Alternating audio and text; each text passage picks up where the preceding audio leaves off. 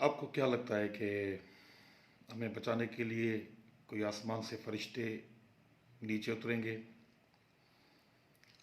या आज के बाद कोई मर्द मुजाहिद कोई ऐसा पैदा होगा जो हम सबसे अलग होगा, हम सबसे अलग सोचता होगा, जो हमें इस जालिमाना, बेरहमाना, एक वेशी बन चुके हुए समाज से निकाले, इस सिस्टम से निकाले। मैं नहीं समझता कब ऐसा हो सकता है।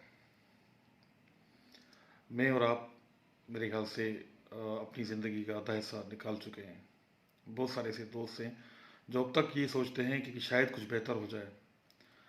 वो ये चाहते हैं कि कोई ऐसा आ जाए जो हमें इस दलदल से निकाले, इस मुल्क को, इस मुल्क के खुदादाद को एक ऐसी पनाहगाह बनाए जहाँ पर हमारे आने वाली नस्लें खुश व खुरम हो, मुतमईन हो, उनका मुस्तकबिल महफूज हो, उनके एजुकेशन, उनकी तालीम, उनके फाइनेंशियली मुआशी असासे महफूज हों, उनकी ज़मीनें, उनके दरिया सारे महफूज हों, उनके पहाड़ महफूज हों, उनके दरख्त महफूज हों, उनके हस्पताल आबाद हों, वहाँ पर हर चीज़ें मौजूद हो, मैसर हो, थाने पर उनकी इज़्ज़त हो, थाने पर उनको सुना जाए, उनकी दाद फरियाद हो, एक ऐसा सिक्योर महफूज निज़ाम हो जहाँ पर वो पुरसकून ज़िंदगी जी सके जो यूरोपियन जी रहे हैं। पर ऐसा लगता नहीं है, नहीं हो सकता, बहुत मुश्किल हो गया अब। क्योंकि हमारे सामने जो मदे मुकाबिल खड़े हैं वो बहुत ताकतवर हैं। वो हुक्मरान हैं, वो कुछ इदारे हैं जो इतने ताकतवर बन चुके हैं। पहले शायद उनकी कोशिश रही थी कि हम एक ताकत इकट्ठी करें और इस अवाम को कुचलें, अपने पैरों तले रोंग दें। और उन्होंने वो सारी ताकतें हासिल करके अब उस एहसास से भी बलजिमा हो चुके हैं कि वो कोई ताकतवर है।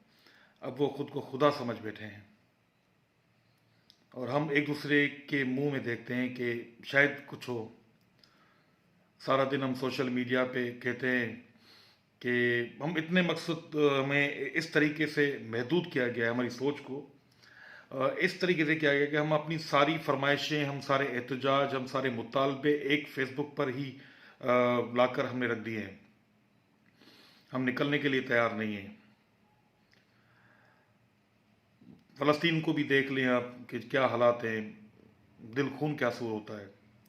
पर हमारे नौजवान फेसबुक पे या अल्लाह नेस्तो नाबूद कर इसराइल को, या लिखते हैं कि इसको इतना शेयर करो कि इसराइल तबाह और बर्बाद हो जाए। मकसद हमारी सोच का जो अब मयार है वो बिल्कुल ही एक मैं ये कहूँ कि हल्के किस्म का हो गया ना। मैं अच्छा लफ्ज़ इस्तेमाल करूँगा ना कि बिल्कुल हल्का हो गया है। पूरी दुनिया में ये खिता अजीब सोच का हामिल बन चुका है। अब करना किसको है? बिजली के बिल, गैस के बिल, मकसद हर किस्म की महंगाई हमारे गले में है। किसी किस्म का कोई तहफ़्फ़ुज़ नहीं है। बहुत हम परेशान हैं, मुझसे ज़्यादा आप परेशान होंगे, हम सब परेशान होंगे। हमें कोई रास्ता नहीं दिख रहा, हमें कुछ समझ नहीं आ रहा कि हम किस तरफ जाएं। ये मुल्क जहाँ पर मीडिया कंट्रोल्ड हो चुकी है, उसको जो डायरेक्शन है उससे बाहर वो नहीं जाती, हमें वही दिखाया जाता है जो उनको कहा जाता है। हमारे अदलिया आप देख सकते हैं कि इनको भी जितना कहा जाता है वो उतना ही करते हैं। मकसद कौन सा एक ऐसा इदारा है जो हमें महफूज कर ले? हम जहाँ पर शिकायत करें, हमारे सारे वो इदारे जहाँ पे हम शिकायतें करें, जहाँ अपने दुख दर्द रखें, वो सब के सब यरगमाल हो चुके हैं। अब जहाँ पर सोशल मीडिया की बात है उसको भी बंद करने की अगर साजिश हो रही हैं, तो आप सोचें कि फिर आपको दुनिया वाले भी नहीं देख सकते कि हमें किस तरह हमारी ज़िंदगी बदलती जा रही है दिन ब दिन। हम बद से बदतर होते जा रहे हैं। आप घोटकी में डाकुओं का राज लगा पड़ा है।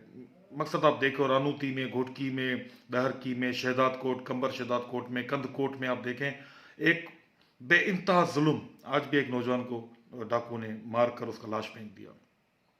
मकसद ये हमारे पास 7 लाख की फौज है, वो भी कुछ नहीं करेगी इन डाकुओं को। कोई कुछ करने के लिए तैयार नहीं। सिंध हुकूमत वैसे भी कुछ नहीं करेगी। मकसद ये सारा सिस्टम जो भी बनाया है हमें तकलीफ देने के लिए, हमें अजियतें बार बार जहनी तौर पर अजियतें देने के लिए, ये सब कुछ ये हथकंडे हैं उन्हीं के। हमारा कोई पुरसान हाल नहीं है।